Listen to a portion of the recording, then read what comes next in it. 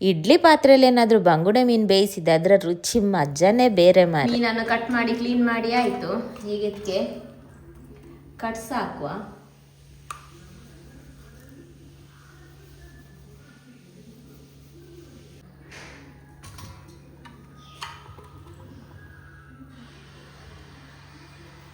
Cuts ಎಲ್ಲ ಹಾಕಿದ ನಂತರ ಒಂದು ಅರ್ಧ ಸ್ಪೂನಷ್ಟು ಅರಶಿನ,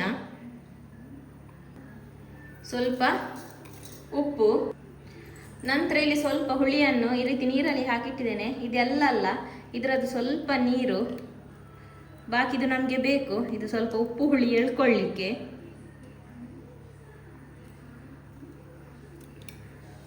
ಇದರ ನೀರಾಯ್ತಾ,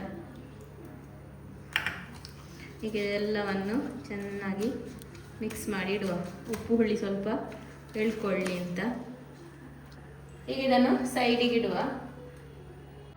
ಈಗ ಒಂದು ಮಿಕ್ಸಿ ಜಾರಿಗೆ ಒಂದು 15 ಉದ್ದ ಮೆಣಸು, ಹಾಗೇನೊಂದು 4-5 ಗಿಡ್ಡ ಮೆಣಸು, ಸ್ವಲ್ಪ ಅರಶಿನ, ಒಂದು 5-6 ಎಸಳು ಬೆಳ್ಳುಳ್ಳಿ, ಒಂದು ತುಂಡು ಶುಂಠಿ, ಒಂದು 1/4 ಸ್ಪೂನು ಸೋಂಪು ಬಡೆಸೊಪ್ಪು, ಒಂದು ಸ್ವಲ್ಪ ಕಾಳು ಮೆಣಸು, ನಂತರ ಇಲ್ಲಿ ಹಾಕಿಟ್ಟ ಹುಳಿ ಸ್ವಲ್ಪ ಕಡಿಮೆ ಕೂಡ ಹಾಕ್ಬೋದು. ನಾನು ಯಾವಾಗಲೂ ಮೀನಿಗೆ ಸ್ವಲ್ಪ ಖಡಕ್ಕಾಗಿ ಹುಳಿ ಹಾಕೋದು, ಹಾಗಾಗಿ ಅಷ್ಟು ಹಾಕಿದ್ದೇನೆ.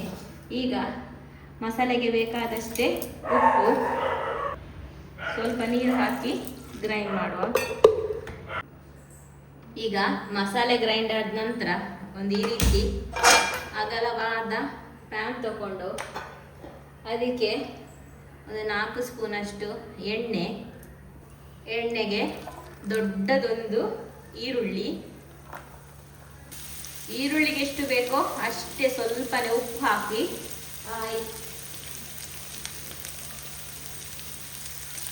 ಈರುಳ್ಳಿಯನ್ನು ಚೆನ್ನಾಗಿ ಫ್ರೈ ಮಾಡಿ. ಈರುಳ್ಳಿ ಬೇಯಬೇಕು, ಅದಕ್ಕೋಸ್ಕರ ಉಪ್ಪು ಹಾಕೋದು. ಈರುಳ್ಳಿ ಫ್ರೈ ಆದಮೇಲೆ 2 ಟೊಮೆಟೊ ಕೂಡ ಸಾಫ್ಟ್ ಆಗಲಿ.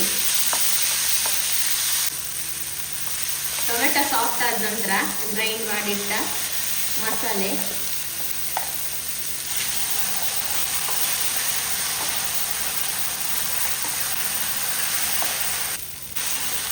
ಈಗ ಮಸಾಲೆಯನ್ನು ಎಣ್ಣೆ ಸೈಡಿಗೆ ಬಿಡುವಷ್ಟು ಇದನ್ನು ಫ್ರೈ ಮಾಡುವ. ಉಪ್ಪು ಹಾಕಿದ್ದೇವೆ ಮಸಾಲೆಗೆ, ತಪ್ಪದೆ ಇದ್ರೆ ಈಗ ನೋಡ್ಕೊಂಡು ಹಾಕಿದ್ರೆ ಆಯಿತು. ಮಿಕ್ಸಿ ತೊಳೆದ ನೀರನ್ನು ಒಂದು ಅರ್ಧ ಗ್ಲಾಸ್ ಅಷ್ಟು ಹಾಕ್ಬೋದು.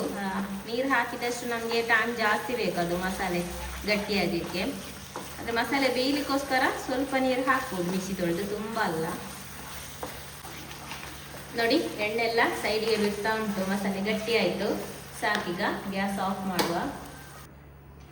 ಈಗ ಬಾಳೆ ಎಲೆ ತಗೊಳ್ಳಿ. ಬಾಳೆ ಎಲೆಯನ್ನು ಸ್ವಲ್ಪ ಬಾಡಿಸಿ ಬಾಳೆ ಎಲೆಯ ಅಡಿಗೆ ಸ್ವಲ್ಪ ಮಸಾಲೆಯನ್ನು ಸ್ಪ್ರೆಡ್ ಮಾಡುವ.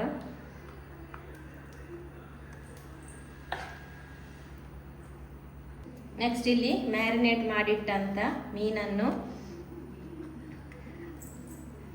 ಮೀನು ಹಾಕಿ ಅದರ ಮೇಲೆ ಮತ್ತೆ ಮಸಾಲೆ ಹಾಕುವ. ಇದನ್ನು ಚೆನ್ನಾಗಿ ಫೋಲ್ಡ್ ಮಾಡಿ ಕಟ್ಟಬೇಕು.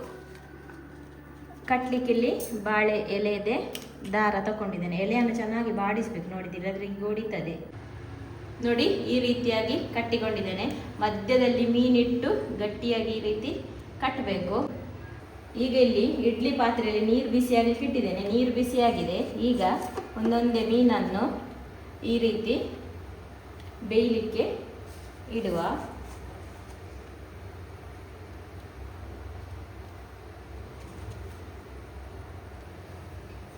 ಎಲ್ಲವನ್ನು ಈ ರೀತಿ ಇಟ್ಟು ನಂತರ ಇದನ್ನು ಬೇಯಲಿಕ್ಕೆ ಇಡೋದು. ಹೈ ಫ್ಲೇಮಲ್ಲೇ ಒಂದು 10 ರಿಂದ 15 ನಿಮಿಷ. ದೊಡ್ಡ ಬಂಗುಡೆ ಅಲ್ವಾ, ಬೇಯಲಿ. ಇದನ್ನು ನೀವು ಈಗ 15 ನಿಮಿಷದ ನಂತರ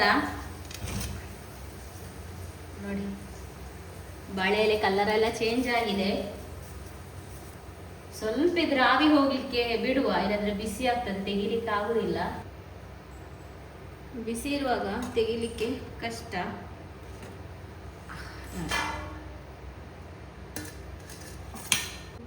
ಬಂಗುಡೆ ನೋಡುವ, ಬನ್ನಿ. ನಾನು ಸ್ವಲ್ಪ ಬಿಸಿ ಇರುವಾಗಲೇ ತೆಗೆದೆ.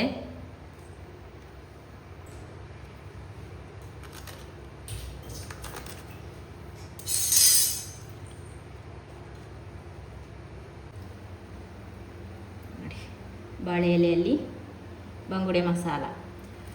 ಇದು ನಾವು ಟೊಮೆಟೊವನ್ನೆಲ್ಲ ಮಸಾಲವನ್ನೆಲ್ಲ ತವದಲ್ಲಿ ಡ್ರೈ ಮಾಡಿಡ್ತೇವಲ್ಲ, ಹಾಗಾಗಿ ನಾವು ಮಸಾಲೆಯನ್ನು ಸರಿಯಾಗಿ ಡ್ರೈ ಮಾಡದಿದ್ರೆ ಉಂಟಲ್ಲ ಎಲ್ಲ ನೀರಾಗ್ತದೆ. ಮಸಾಲೆ ಸರಿಯಾಗಿ ಡ್ರೈ ಆಗಬೇಕು.